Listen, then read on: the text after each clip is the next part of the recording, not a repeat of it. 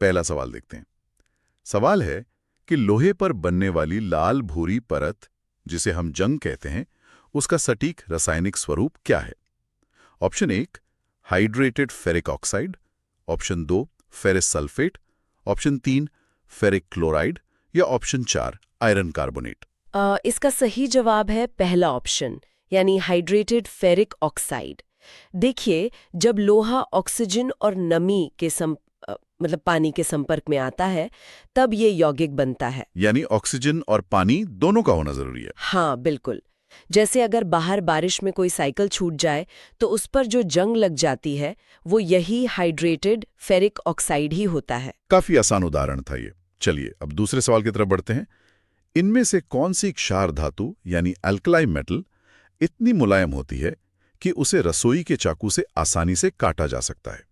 Option 1 platinum, option 2 sodium, option 3 titanium या option 4 tungsten. इसका सही उत्तर है option 2 sodium.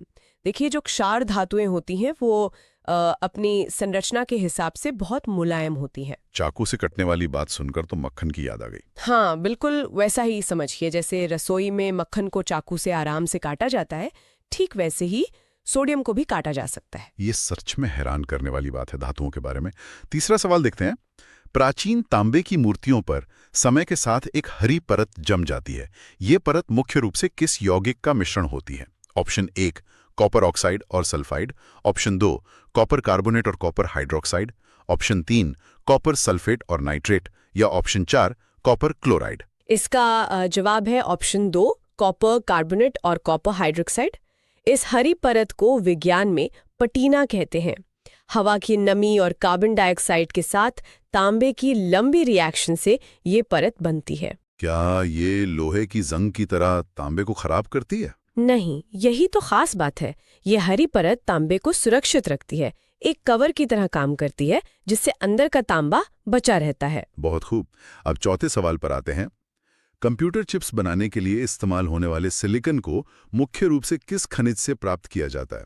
Option 1 bauxite, option 2 quartz यानी बालू, ऑप्शन 3 हेमेटाइट या ऑप्शन 4 गिलेना। इसका सही जवाब है ऑप्शन 2 क्वार्ट्ज यानी बालू।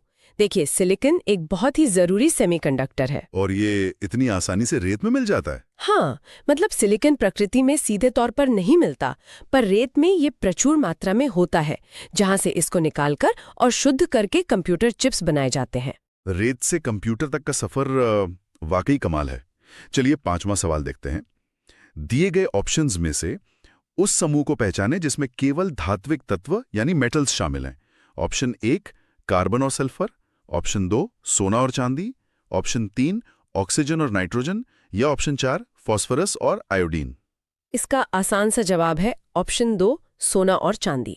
यहाँ कार्बन, सल्फर या ऑक्सीजन जैसे तत्व नॉन मेटल्स हैं, जबकि सोना और चांदी शुद्ध धातुएं हैं। सही बात है। छठे सवाल की बात करें तो ये बर्तनों से जुड़ा है। प्रीमियम कुकिंग बर्तनों जैसे स्टेनलेस स्टील के निचले हिस्से पर तांबे की परत क्यों लगाई जाती है?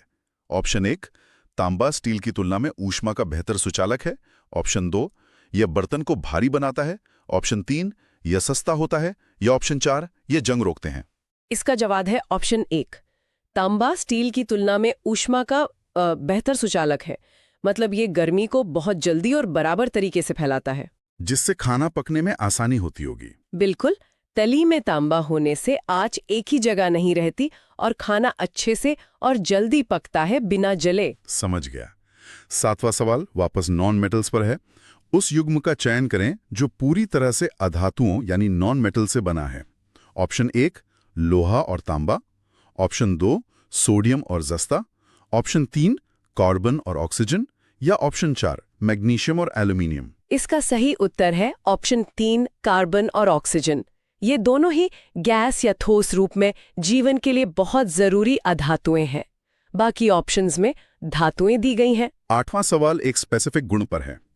निम्नलिखित में से किस धातु में तन्यता यानी डक्टिलिटी का गुण सबसे कम या नगण्य होता है? ऑप्शन 1 सोना, ऑप्शन 2 चांदी, ऑप्शन 3 जस्ता यानी जिंक या ऑप्शन 4 तांबा। सही जवाब है ऑप्शन 3 जस्ता यानी जिंक। देखिए, तन्यता का मतलब होता है धातु को खींचकर उसके तार बनाना। तो जस्ते के तार नहीं बनाए जा सकते? नहीं, क्योंकि सोना और चांदी बहुत तन्यता वाले होते हैं, अच्छा। पर जस्ता कमरे के तापमान पर काफी भंगुर यानी ब्रिटिल होता है। खिंचने पर ये टूट जाता है। अच्छा, ये बात है। 9वां सवाल देखते हैं। तटीय क्षेत्रों यानी कोस्टल एरियाज में लोहे के ढांचों में जंग तेजी से क्यों लगता है? ऑप्शन 1 शुष्क हवा के कारण, ऑप्शन 2 खारे पानी और नम वायु के कारण, ऑप्शन 3 उच्च तापमान के कारण, या ऑप्शन 4 कम वायुमंडलीय दबाव के कारण। इसका जवाब है ऑप्शन 2 खारे पानी और नम वायु के कारण। पहले सवाल में हमने नमी की बात की थी, पर समुद्र के पानी में जो नमक होता है वो इस रिएक्शन को बहुत तेज कर देता है। नमक एक उत्प्रेरक का काम करता होगा। सही पकड़ा। नमक करोजन की केमिकल रिएक्शन को इतना तेज करता है कि तटीय इलाकों में जंग बहुत जल्दी लगती है। Al2O3 2H2O, option 2 Fe2O3, option 3 CaCO3, या ऑप्शन 4 ZnS। इसका जवाब है ऑप्शन 1 Al2O3 2H2O।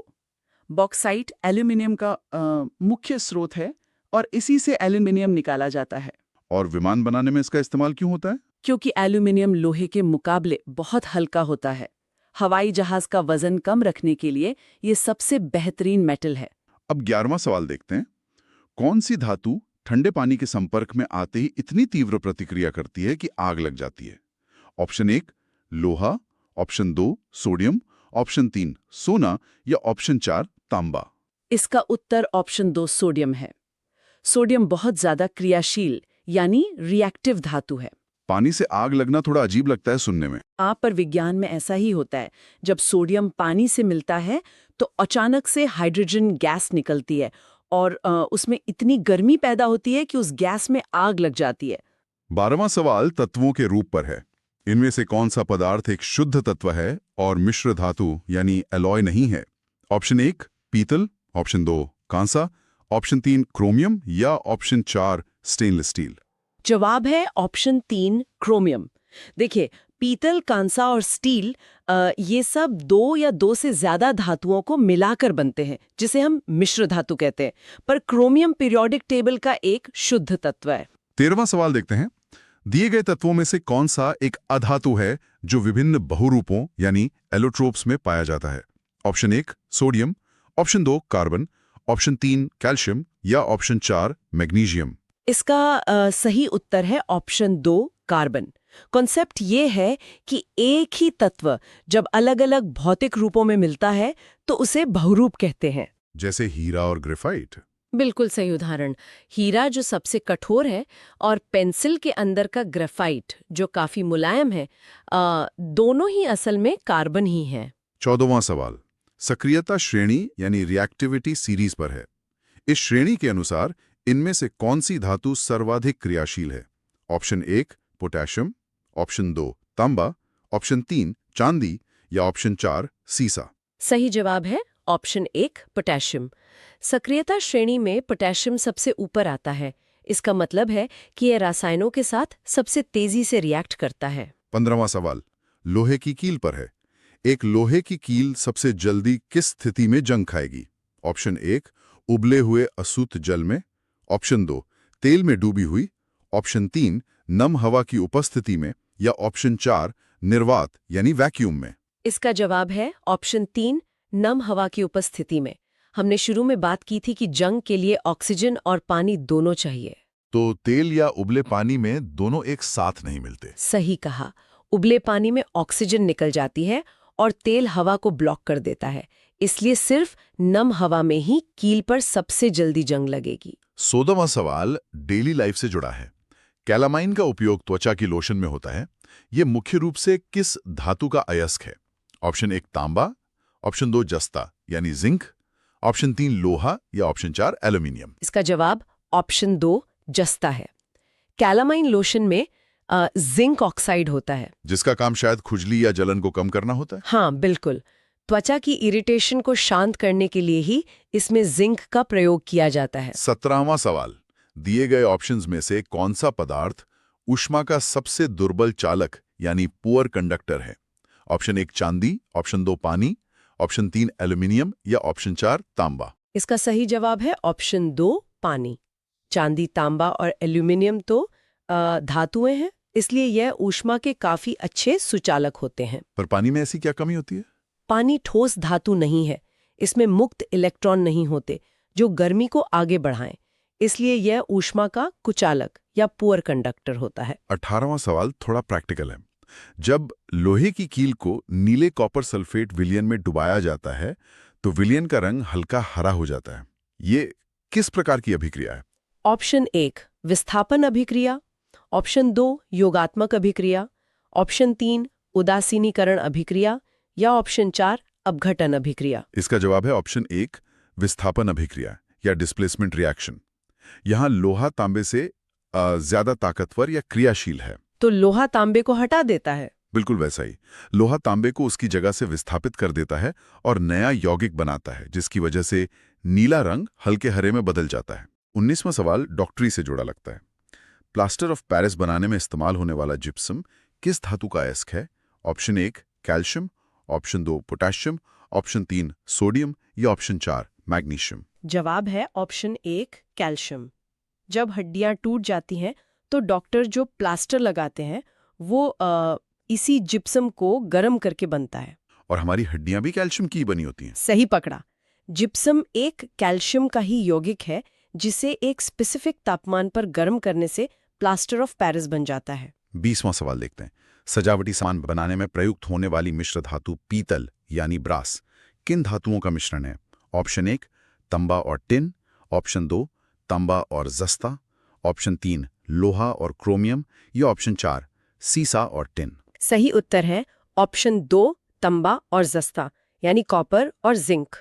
इन दोनों को एक साथ पिघलाकर मिलाया जाता है, जिससे पीतल बनता है जो सोने जैसा चमकता है। हाँ, और सिर्फ चमक ही नहीं, तांबा नरम होता है पर जस्सा मिलाने से पीतल मजबूत भी हो जाता है, जो बर्तन और सजावटी सामान के लिए काफी जरूरी है।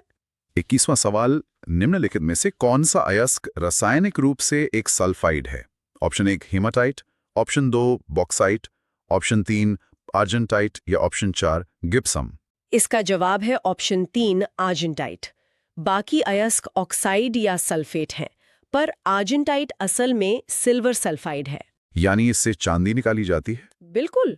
औद्योगिक रूप से चांदी प्राप्त करने के लिए मुख्य रूप से आर्जेंटाइट का ही इस्तेमाल किया जाता है। 22वां सवाल वापस जंग पर है। वातावरण में मौजूद कौन सी गैस लोहे के ऑक्सीकरण यानी जंग लगने के लिए मुख्य रूप से जिम्मेदार है? Option 1 nitrogen, option 2 hydrogen, option 3 oxygen या ऑप्शन 4 आर्गन? सही उत्तर ऑप्शन 3 ऑक्सीजन है। सवाल में ही ऑक्सीकरण शब्द है, जिसका सीधा सा मतलब है ऑक्सीजन गैस का लोहे के साथ जुड़ना। इस केमिकल प्रोसेस में ऑक्सीजन सबसे अहम रोल निभाती है। 30वां सवाल लैब सेफ्टी से जुड़ा है। प्रयोगशाला में दुर्घटनाओं से बचने के लिए किस धातु को मिट्टी के तेल यानी केरोसिन में डुबाकर रखा जाता है? Option 1 aluminium, option 2 sodium, option 3 तांबा या ऑप्शन 4 चांदी? इसका जवाब है ऑप्शन 2 सोडियम। याद है हमने 11वें सवाल में बात की थी कि सोडियम पानी से मिलते ही आग पकाई लेता है। हाँ, तो उसको हवा की नमी से बचाना पड़ता होगा। सही कहा। केरोसिन के अंदर रखने से सोडियम का हवा और नमी से संपर्क पूरी तरह टूट जाता है और वो सुरक्षित रहता है। 24वां सवाल इकोनॉमी से जुड़ा लगता है। औद्योगिक क्षेत्र में अत्यधिक मूल्यवान होने के कारण किसे द्रव सोना यानी लिक्विड गोल्ड कहा जाता है? ऑप्शन 1 पेट्रोलियम, ऑप्शन 2 पिघला हुआ सोना, ऑप्शन 3 सरसों का तेल या ऑप्शन 4 ब्रोमीन? इसका सही जवाब है ऑप्शन 1 पेट्रोलियम या कच्चा तेल। आज की आधुनिक दुनिया की पूरी अर्थव्यवस्था कच्चे तेल पर टिकी हुई है। इसकी डिमांड और कीमत की वजह से ही शायद इसको लिक्विड गोल्ड कहते हैं। बिल्कुल। ट्रांसपोर्ट से लेकर प्लास्टिक और केमिकल्स तक हर जगह इसका इस्तेमाल होता है, इसलिए इसको द्रव सोना कहा जाता है। 25वां सवाल धातुन के बचाव पर है। लोहे को जंग से बचाने के लिए उस पर जस्ते यानी जिंक की परत चढ़ाने की वैज्ञानिक प्रक्रिया क्या कहलाती है? ऑप्शन 1 क्रिस्टलीकरण, ऑप्शन 2 यशाद लेपन या गैल्वनाइजेशन, ऑप्शन 3 वुल्कनाइजेशन या ऑप्शन 4 विद्युत अपघटन? इसका जवाब है ऑप्शन 2 यशद पलपन या गैल्वनाइजेशन। ये एक बहुत ही आम और असरदार तरीका है लोहे को बचाने का। जैसे छत पर लगने वाली टिन की चादर होती है। सही उदाहरण दिया। लोहे के ऊपर जिंक की एक पतली परत चढ़ा दी जाती है जो ऑक्सीजन और नमी को लोहे तक पहुंचने नहीं देती। 26वां सवाल थोड़ा मेडिकल है। चोट लगने पर घावों को साफ करने के लिए किस हैलोजन का उपयोग एंटीसेप्टिक के रूप में किया जाता है? Option 1 fluorine, option 2 chlorine, option 3 iodine या ऑप्शन 4 ब्रोमीन। जवाब है ऑप्शन 3 आयोडीन। जब भी चोट लगती है तो टिंक्चर आयोडाइन लगाया जाता है जो भूरे रंग की दवा होती है। जो बैक्टीरिया को मारती है ताकि इन्फेक्शन ना फैले। बिल्कुल, टिंक्चर आयोडाइन बैक्टीरिया को खत्म करके घाव को पकने से रोकती है। ये एक बहुत ही प्रभावी एंटीसेप्टिक है। 27वां सवाल नेचुरल चीजों के बारे में है। इनमें से कौन सा पदार्थ प्राकृतिक रूप से पाए जाने वाले पॉलीमर का एक उदाहरण है? ऑप्शन 1 तांबे की तार, ऑप्शन 2 बाल या केराटिन, ऑप्शन 3 स्टेनलेस स्टील या ऑप्शन 4 कांच। सही उत्तर है ऑप्शन 2 बाल या केराटिन। देखिए, पॉलीमर का मतलब होता है लंबी चेन वाले अणु। प्लास्टिक भी तो पॉलीमर होता है। हाँ, पर प्लास्टिक इंसानों द्वारा बनाया गया सिंथेटिक पॉलीमर है, जबकि हमारे बाल और नाखून जो केराटिन प्रोटीन से बनते हैं वो कुदरती या नेचुरल पॉलीमर है। 28वां सवाल आउटस्टैंडिंग धातुन पर है।